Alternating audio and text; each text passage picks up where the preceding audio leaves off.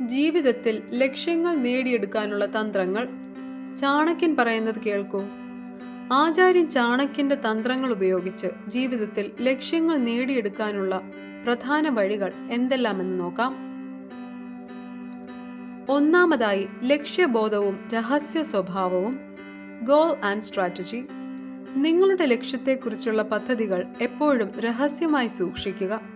മറ്റുള്ളവരോട് അമിതമായി സംസാരിക്കുന്നതും ലക്ഷ്യം നേരത്തെ വെളിപ്പെടുത്തുന്നതും തടസ്സങ്ങൾക്ക് കാരണമാകും. ഒരു മന്ത്രം പോലെ മനസ്സിൽ സൂക്ഷിച്ച് കൃത്യസമയത്ത് അത് ലോകത്തിന് മുന്നിൽ കാണിക്കുക. അടുത്തതായി ചാണക്യന്റെ നിർദ്ദേശം കഠിനാധ്വാനവും സമയപാലനത്തിനെയും പറ്റിയാണ്. Hard work and time management. ഭാഗ്യത്തെ മാത്രം ആശ്രയിച്ചിരിക്കുന്ന വ്യക്തിക്ക് വിജയം നേടാൻ കഴിയില്ല. ഏത് സാഹചര്യത്തിലും കഠിനാധ്വാനം ചെയ്യാനുള്ള മനസ്സാണ് പ്രധാനം.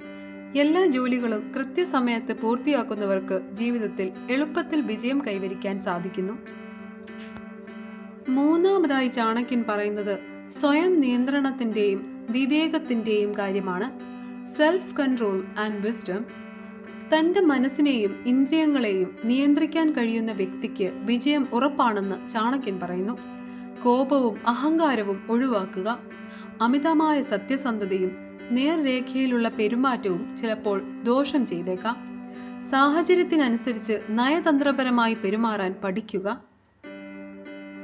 അടുത്തതായി ചാണക്യൻ പറയുന്നത് പരാജയങ്ങളിൽ നിന്നുള്ള പാഠങ്ങൾ പഠിക്കാൻ വേണ്ടിയാണ്. Learning from failures. പരാജയങ്ങളെ ഭയപ്പെടുന്നവർക്ക് ഒരിക്കലും മുന്നോട്ട് പോകാൻ കഴിയില്ല. തോൽവികളിൽ തളരാതെ എന്തുകൊണ്ടാണ് പരാജയപ്പെട്ടത് എന്ന് മനസ്സിലാക്കി മുന്നോട്ട് പോവുക എന്നതാണ് വിജയത്തിന്റെ അടിസ്ഥാനം. ഭൂതകാലത്തിന്റെ തെറ്റുകൾ ഓർത്ത് ദുഃഖിക്കുന്നതിന് പകരം അതിൽ നിന്ന് പഠിക്കുക.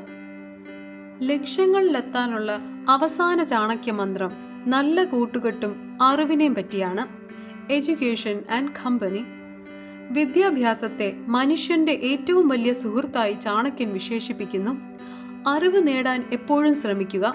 ഒപ്പം നമ്മളെക്കാൾ മികച്ചവരും ബുദ്ധിശാലികളുമായ ആളുകളുടെ സൗഹൃദം തിരഞ്ഞെടുക്കുക.